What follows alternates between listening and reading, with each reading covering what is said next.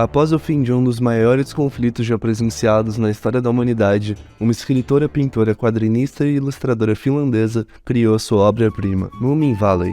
Uma história que se tornou um clássico da literatura e 24 anos após a sua criação, receberia um desenho animado, e mais 21 anos depois, dessa vez nos anos 90, se tornaria a verdadeira obra de arte que eu conheço hoje em dia. I don't think it's a good idea to leave it lying around. Somebody might crawl into it.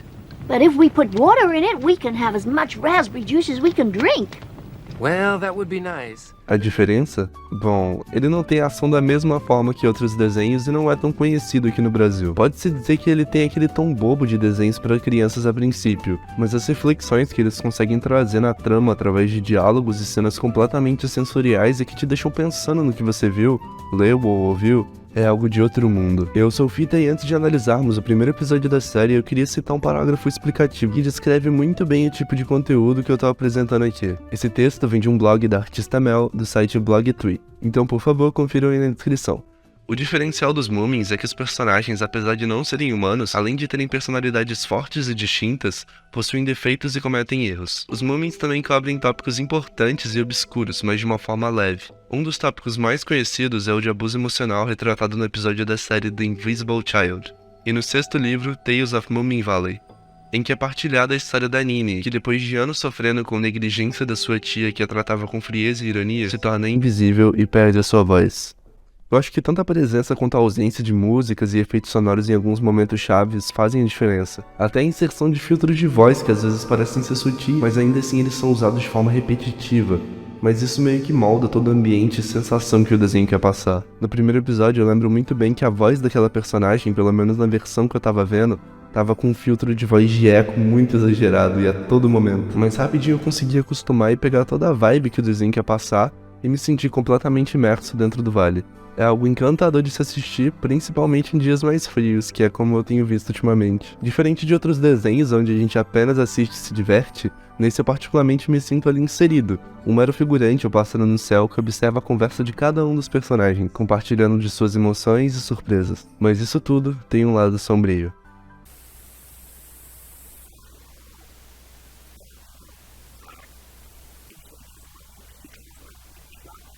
Além do teatro de marionetes, que a obra já fez uma apresentação gravada em 59, o próprio desenho dos anos 90 tem uma atmosfera de mistério muito boa. Isso porque o desenho costuma ser alegre e fofo, então quando a música para, ou ruídos ambientes de fundo são o único som que você pode ouvir, acaba gerando um contraste muito específico e muito preciso, como é o exemplo do episódio introdutório. Após o período de hibernação, a neve se desfaz e a primavera enfim chega. É aí que entendemos que os Moomins, humanos e outros animais vivem em harmonia, e existem sim objetos mágicos e misteriosos, como é o caso da curiosa cartola que Moomin Troll, Snufkin e Sniff encontram no topo de uma montanha. O estranho é que, como o próprio Moomin diz, aquela é uma montanha que ninguém vai há muito tempo. Nesse ano eles são os primeiros a subir. Então, como uma cartola tão grande foi parar ali? Por que uma pessoa escalaria uma montanha de gelo tão alta, se arriscaria a atravessar um rio congelado e enfim deixar ou esquecer um de seus pertences lá? Depois de caminhar mais um pouco e apreciar aquela vista, eles enfim voltam pra casa. Lá eles percebem que a cartola é realmente bem grande, não cabe nem na cabeça do pai do Moomin, mas enfim, a vida segue. Eles ficam conversando na sacada enquanto o Snufkin toca sua gaita, e como o pai e a mãe de Moomin não acharam nenhuma função pra cartola, decidiram usar de lixo e jogar uma casca de ovo que tava ali, caída no chão, dentro da cartola. E quando eles saem, uma fumaça rosé toma conta da sala de maneira misteriosa e até um pouco assustadora, mas tá tudo bem. Eles sobem em cima dessas nuvenzinhas amigáveis e começam a explorar mais os arredores do vale.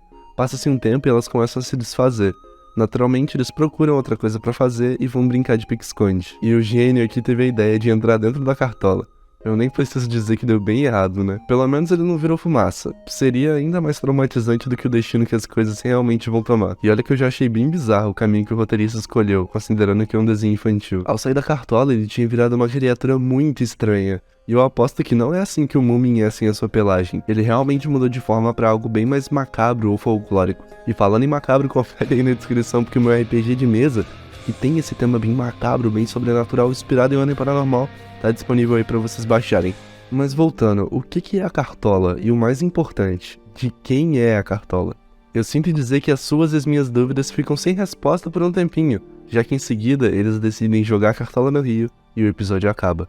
E sabe-se lá qual é o destino que a correnteza da água separou para esse artefato bizonho. Eu achei interessante, no mínimo, tudo isso, e se você também ficou tão curioso como eu, vai lá ver o segundo episódio, tem a série completinha no YouTube, tem até uma pessoa que tá legendando aqui no YouTube em português, o trabalho dela é impecável. Se puder, eu vou até colocar aqui na descrição nos comentários fixados, ok? Pra vocês poderem conferir e acompanhar a série. Hoje em dia a série ainda tá viva e tá recebendo uma adaptação em 3D que tá até que bem bonitinha. Porém, pra mim, nunca vai ter o mesmo grau de qualidade que eles alcançaram nos anos 90. Mas isso provavelmente deve ser uma questão de gosto. Talvez as crianças de hoje em dia ou outra parte dos fãs realmente prefiram essa nova estética. De qualquer forma, eu acho que é um consenso que o Snufkin rouba muito a cena. Como o youtuber Shimura mesmo disse no seu vídeo, por mais que o Snufkin seja uma criança e brinque com todos os outros, ele é um andarilho que possui uma conduta, uma profundidade bem desenvolvida, assemelhando a sua maneira de pensar como a de um adulto. Eu queria até fazer uma ligação aqui com o filme do Mario que lançou recentemente. Eu sei que parece meio desconecto, mas se liga só. O que aconteceu foi que a crítica formada, ela odiou o filme, basicamente.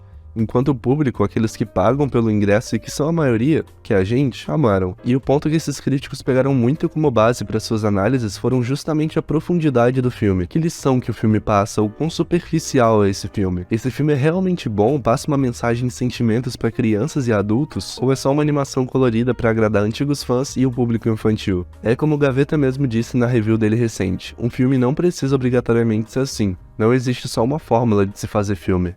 Não tem que ter. Pra começar, em arte, não tem esse negócio de tem que ter. Tem filme, legal quando tem mensagem pro adulto. E se não tiver? Dane-se, não teve. Mas é uma fórmula que eu gosto muito e eu tenho que admitir. Tanto que Gato de Botas, O Último Pedido, ou O Último Desejo, não lembro certo agora o nome, segue esse conceito de querer trazer o máximo de entretenimento pro público primordial, que são as crianças, mas também pro público adulto, com toda aquela mensagem de valorizar a própria vida e prestar atenção no próprio presente, em vez de se deixar levar por lembranças e emoções passadas que hora ou outra é inevitável que voltem à tona, mas é algo que a gente precisa lutar contra para poder progredir. Para parar de olhar para trás e passar a olhar para o futuro, aproveitar o que tá por vir e o presente também. E esse tipo de mensagem eu garanto que o desenho consegue passar com uma leveza, de forma indireta e super agradável a todo episódio. Muito obrigado a toda a equipe e Tove Jansson, que descansa em paz, a criadora do desenho. Muito obrigado por acompanhar até aqui, futuramente a gente com certeza vai ter novos vídeos desse desenho e quando eu sentir que o meu conteúdo é finalmente digno da obra que é símbolo desse canal, Midnight Gospel. Não se esqueça de deixar o like, se inscrever no canal e comentar, que é super importante. Então, muito obrigado, até mais e tchau, tchau. Fui!